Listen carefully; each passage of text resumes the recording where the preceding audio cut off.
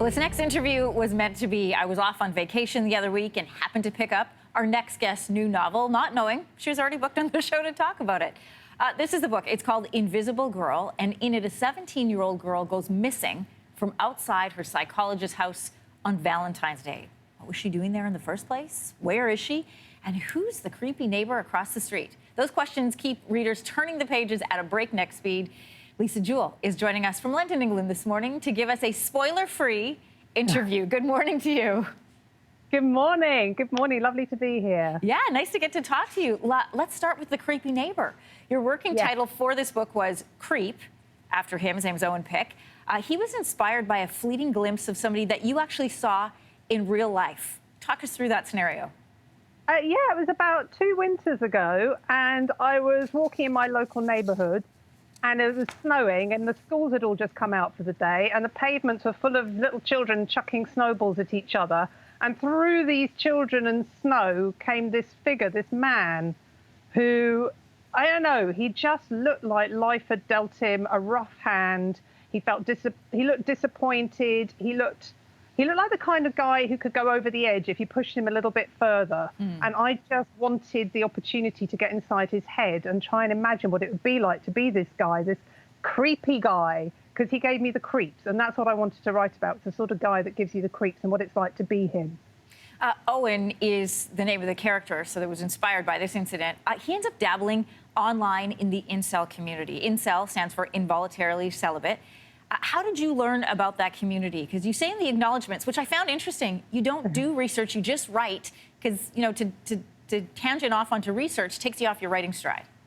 Exactly. Once I start writing a book, I just want to keep going and keep going and keep going and not stop. So if I ever come across something that I think I'd like to add into the story, and I think it's going to require me moving away from writing the book to go and learn about something new, I'll just abandon that idea.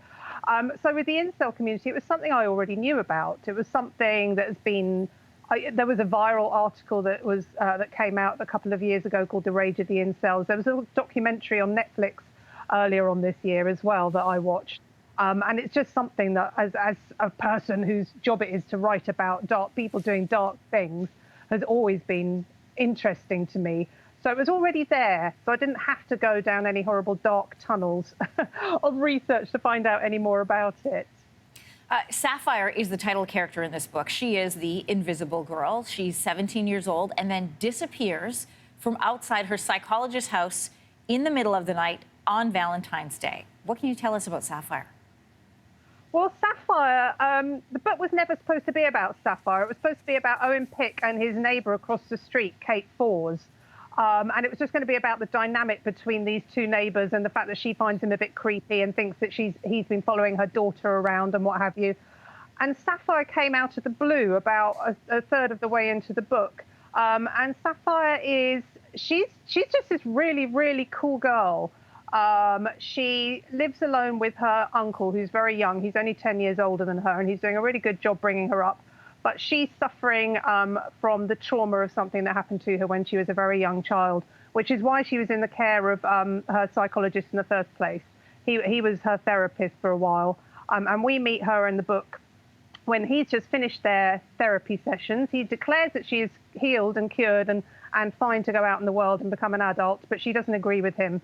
So she starts kind of stalking is too harsh a word. She starts following him and watching him and finds out a lot more about him than she ever imagined she would. Yeah, I think one of the things that's great about this book is it really delves into this idea of, you know, we think we know people and we take sort of snapshots or impressions like, you know, what you were saying with that neighbor from before. And we think we know people. And then we find out, like in your book, that there are a few different twists. The ending in this might leave you a little unsettled, depending on the type of reader you are. Did you know how the book was going to end before you started writing? I didn't know how it was going to end. So, for example, when I write Sapphire disappearing on Valentine's night, which happens about halfway through the book, I had no idea where she'd gone. I didn't know if she was dead or alive. I didn't know if she'd been taken or if she'd run away. I had no idea, and I just had to work that out for myself as I wrote the second half of the book.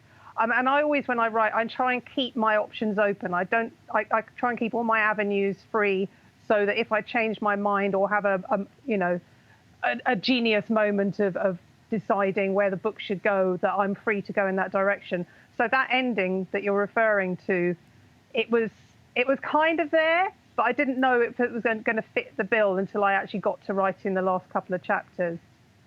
Well, our readers are going to have to buy the book and find out exactly how it ends. So the book is called Invisible Girl. Thanks so much for joining us this morning. Thank you for having me. Thanks for watching. If you like this, be sure to subscribe here. And you can check out more Your Morning videos right here.